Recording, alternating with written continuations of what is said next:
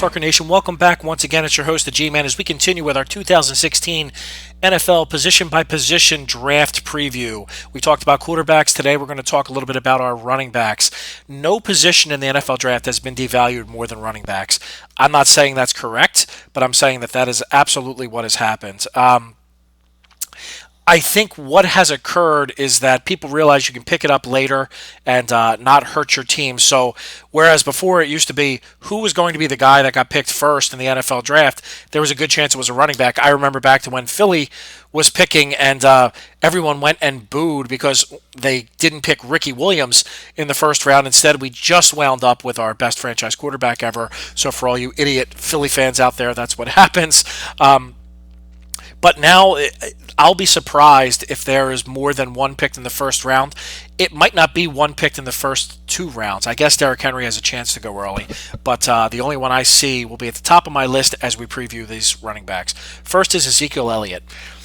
Again, despite the fact that I think the position is being downgraded, he is awesome. He is the real deal. He does everything. He can run, he can catch, he can block. He is unselfish as hell, even though he wants the ball. And if you give him the ball 25 times, he is going to be a beast and he's going to break a run late.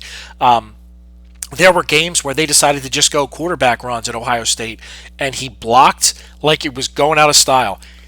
He was pissed off and he hated it, but he did his job. I love his talent, and I think the Eagles may take him at number 8. As an Eagles fan, you love getting a talent like that, but I do worry that it's just a downgraded position now in the NFL. I don't know that it's worth it. A modern-day comp is David Johnson, and if that might sound like a slight, go back and look what David Johnson over the half year that he actually played for Arizona. Same type of player, big, strong, fast, caught the ball, except Zeke Elliott did it at a higher level in college, so I think he will have less of a learning curve. He steps in day one, he's a starter, he's a stud. My second running back, this is going to be a little bit of a surprise. To people who didn't watch a lot of college football, they may not even know who this guy is, but he is second all-time in touchdowns behind the quarterback from Navy, and that is Ken Dixon from Louisiana Tech.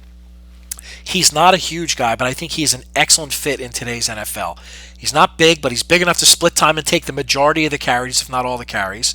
If you get him in space, he is dangerous as hell. He's not straight line fast like a Jamal Charles, but he is quick and elusive in space. I think he can be productive in the passing game. He didn't do a lot of receiving in college.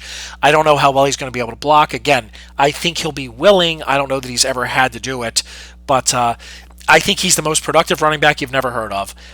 I would absolutely take him over Henry.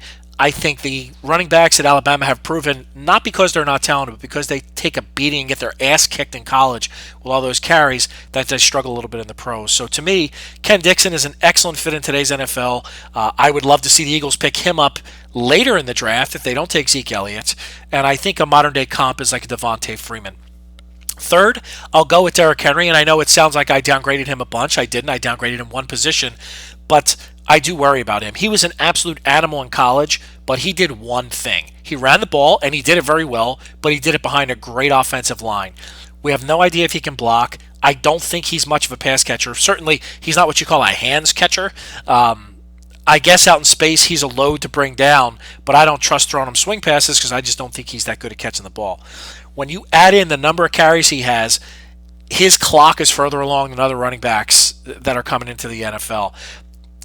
Again, Alabama backs have proven they can be good, but they're going to get dinged, and they've already been dinged. I don't want to come down on the guy. He is the Heisman Trophy winner, and he's a stud. And, I like him. I think he's a nice kid. I just don't know that I'd take the risk on him that early as he's going to go. A modern-day comp is probably like a Chris Ivory. Chris Ivory runs balls out every play, and you love the guy, but he's hurt a lot because of it. So that's my comparison for him. Number 4 on my list is one of the two-headed monsters from Arkansas, Jonathan Williams. Part of a very dynamic backfield in Arkansas. Both guys got a ton of carries. Their offense was dynamic, did a lot of shit. He can do everything. He's speed.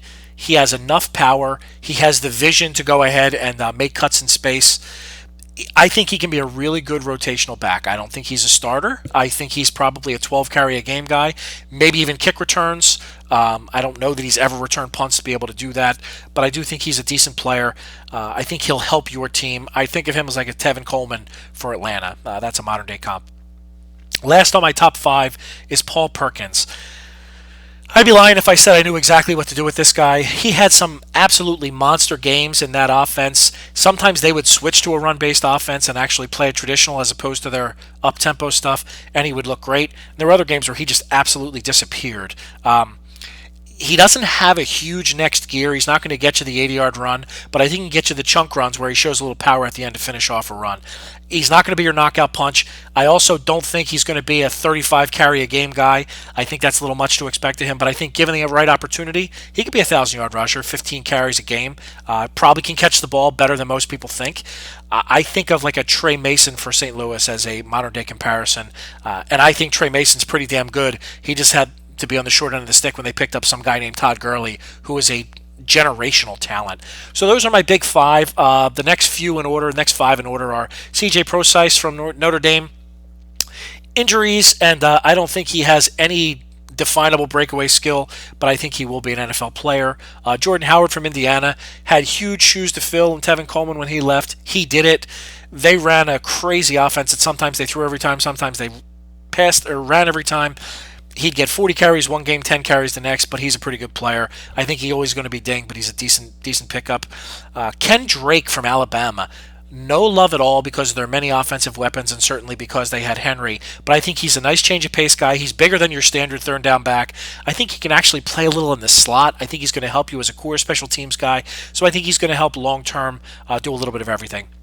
And Alex Collins, the second back from Arkansas, I think he was the second half of that combo. He has a little bit less size and a little bit less power, limit his upside, but he is really, really fast and elusive. So I think he can be a change of pace guy, help someone.